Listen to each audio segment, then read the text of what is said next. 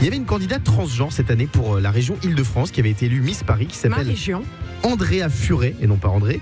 Elle n'a pas été retenue parmi les demi-finalistes suite au vote du public. Donc elle avait été élue Miss Paris, mais ça l'a pas fait pour le concours Île-de-France, et elle n'est pas très contente apparemment. Elle a donné une interview à TV Magazine. Elle dit « J'avoue que c'était une petite surprise pour moi de ne pas faire partie des finalistes. » Mais elle précise tout de même « J'ai été très soutenue et j'ai donné le maximum, c'est tout ce qui compte. » Voilà, donc on sent une pointe de déception chez Andrea Furet, cette candidate transgenre de Miss Île-de-France. Qu'est-ce que t'en penses, Diane ? Alors moi je l'ai vue, parce que du coup c'était ma remise de titre, nous n'oublions pas. Alors oui, elle a été élue première dauphine, si je ne me trompe pas, de Miss Paris, oui. Où je n'étais pas, c'était aussi mon titre. Et ensuite à Miss Île-de-France, elle n'a pas fait partie des finalistes. Il faut savoir qu'il y a quand même 16 filles sur la scène, qu'il y a un public de 1600 personnes, que les votes sont faits par SMS et on garde la première qualifiée des SMS. Et ensuite c'est le public sur place qui choisit les 7 dernières finalistes. Elle n'a pas fait partie des votes.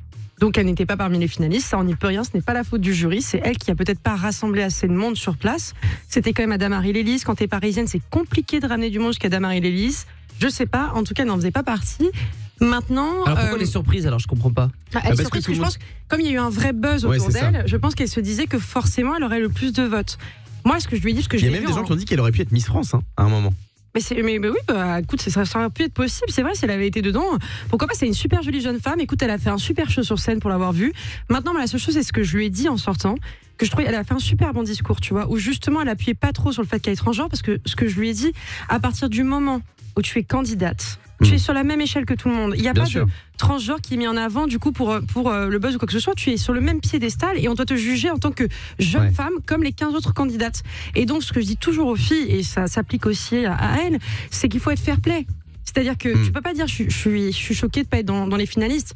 Tu n'étais pas dedans parce que il y avait pas assez de monde, parce que voilà. Après c'est une fille qui méritait vraiment, pour le coup, parce que je trouve qu'elle avait une très belle histoire et parce qu'elle a fait un super show sur scène et que c'est quand même ce qui rentre en compte. Et c'est vrai que c'était la première Miss transgenre assumée, mais en fait quand on regarde le règlement de Miss France, les transgenres ont le droit de participer. Il faut être inscrite à l'état civil en tant que femme, c'est-à-dire qu'on peut être né homme et participer à Miss France. Toi Fabien, est-ce que ça t'a choqué ?